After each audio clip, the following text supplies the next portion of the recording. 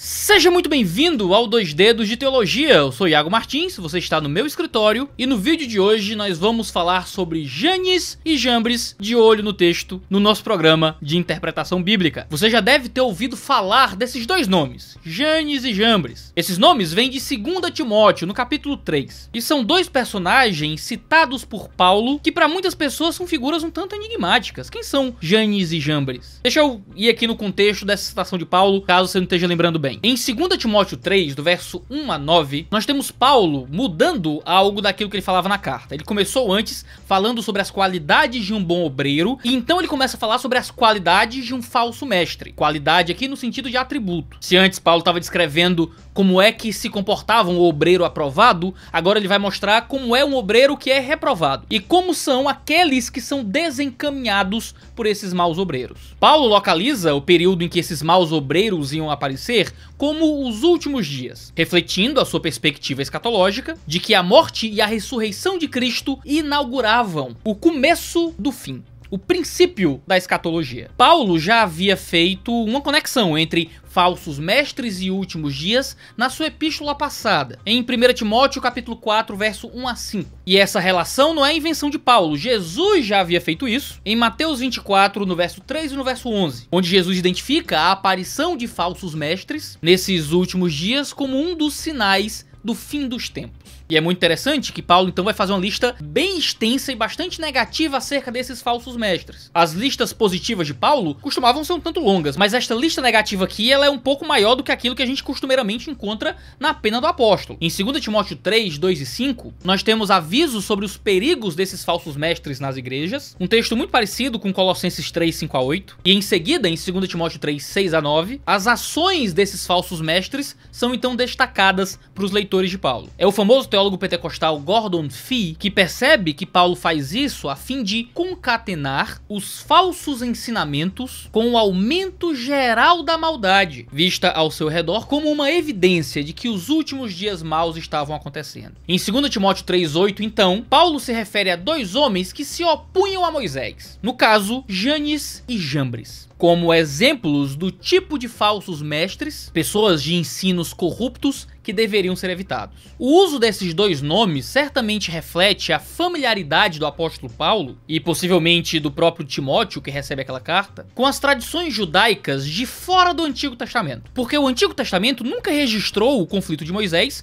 com dois homens nomeados como Janes e Jambres. No entanto, é a tradição judaica de fora do Antigo Testamento que registra esses dois homens. É comum que documentos judaicos antigos identificassem os magos egípcios que se opuseram a Moisés e a Arão como Janes e Jambres, naquele famoso relato de Êxodo 7, 11 a 12. Por exemplo, o famoso documento de Damasco, um documento judaico antigo encontrado em 1947, próximo de Qumran, faz parte dos famosos manuscritos do Mar Morto, diz que Moisés e Arão se opuseram a Yohanan e seu irmão. Yohanan, no hebraico, seria traduzido para o grego como Janes. Nisso, Jambres seria o irmão de Janes, segundo a perspectiva judaica que se dá aqui. No entanto, no documento de Damasco, esses oponentes de Moisés e Arão, na verdade, parecem ser oponentes israelitas, não os mágicos egípcios, que seriam identificados como Janes e Jambres numa tradição judaica um pouco posterior. Agora, ainda assim, existem outros documentos que defendem essa ideia. Existe um famoso texto pseudoepígrafo, ou seja,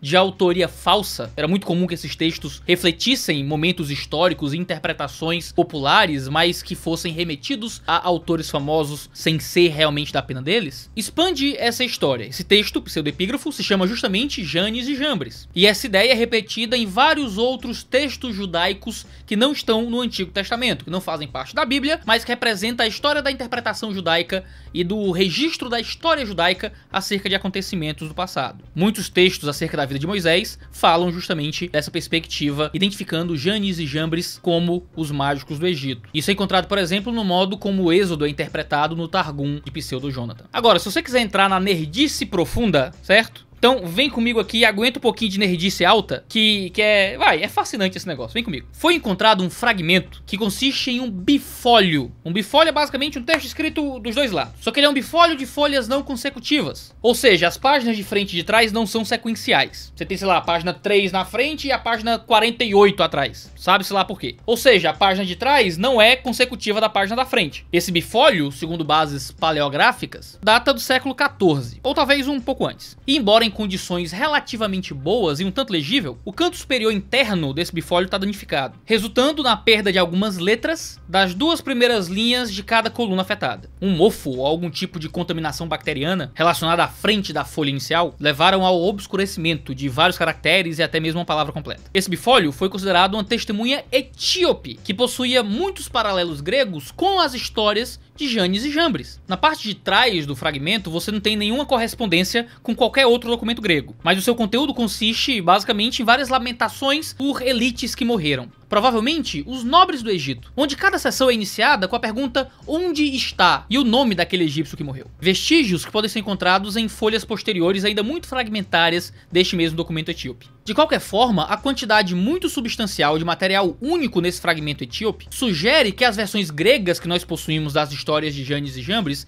na verdade, são porções menores de um texto maior. Enquanto se supunha que Paulo estava usando essas fontes gregas para falar acerca de Janes e Jambres, é possível que Paulo conhecesse uma história muito mais profunda e delongada que poderia fazer parte da tradição comum daqueles judeus, do público que ouvia aquela mensagem, ao ponto de existirem registros maiores até mesmo em testemunhas etíopes. Agora, nerdices à parte, Paulo enfoca em 2 Timóteo 3, 2 a 5, como são os falsos mestres, usando um jeito de se referir a eles que era muito comum no discurso moral helenístico. É como percebe, por exemplo, o Johnson quando diz que o efeito retórico daquela lista era produzido pela lista como um todo, e não pelos itens individuais que eram listados. O ponto retórico é que pessoas más faziam todo tipo de coisas ruins. A transição em 2 Timóteo 3,6 volta a atenção para os oponentes de Timóteo relacionados com o tema da lista anterior. A oposição era a prova de que os últimos dias estavam em andamento. O próprio apóstolo João coloca isso em 1 João 2, 18 e 19. E assim Paulo usa uma alusão ao livro do Êxodo em 2 Timóteo 3,8, fazendo esse uso tão tipicamente paulino do Antigo Testamento para trazer ilustrações morais ao Novo Testamento. Ele faz isso várias vezes em outras cartas, trazendo algo da tradição judaica para ajudar a formar a imagem daquilo que ele queria pôr. Paulo usa o Antigo Testamento de forma muito didática e traz algo da tradição judaica para pessoalizar aqueles inimigos, mostrando que a oposição não era simplesmente genérica, mas haviam rostos e nomes que se opuseram aos homens de Deus, assim como Timóteo conhecia pessoas com nomes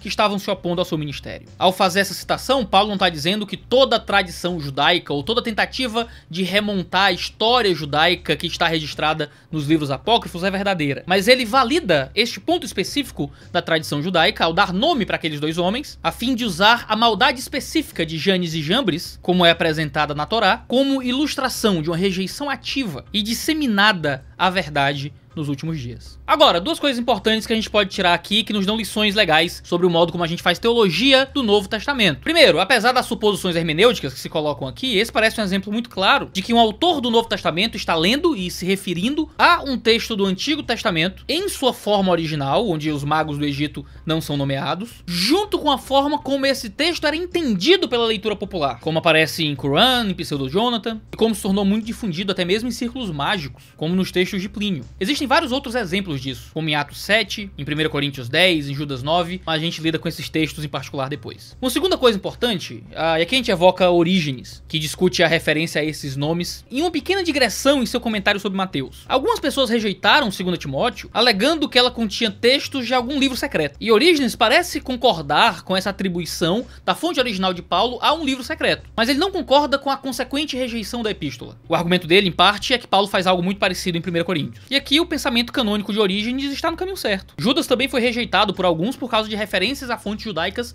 extrabíblicas. Mas citar autores não canônicos não faz desses livros apologias às obras de forma completa, mas mostra eles fazendo uso de tradições que se tornaram então palavras de Deus uma vez que são registradas no processo de inspiração, mas que não se cobra que as obras ou as ideias completas oriundas dessas citações sejam atribuídas à própria palavra de Deus. Um autor do Novo Testamento pode tranquilamente citar uma obra apócrifa do Antigo Testamento, aproveitando aquela verdade em particular, sem precisar validar o livro inteiro, assumindo uma função didática ou retórica com isso. E você, conhecia Janes e Jambres? Você aguentou o nosso tempinho de nerdice falando lá sobre manuscritos e tabuinhas? Fala o que é que você acha disso tudo, não deixe de comentar aqui embaixo, manter esse debate aquecido e respeitoso. Não deixe de compartilhar esse vídeo com seus amigos aí no grupo da igreja, nas redes sociais e se inscrever no nosso canal, assinar as notificações, porque nós temos vídeo toda terça e quinta-feira, às 10 horas da manhã, no horário da família cristã brasileira de Jesus e da igreja. Valeu, negada, e tchau, tchau. Seja muito bem-vindo ao...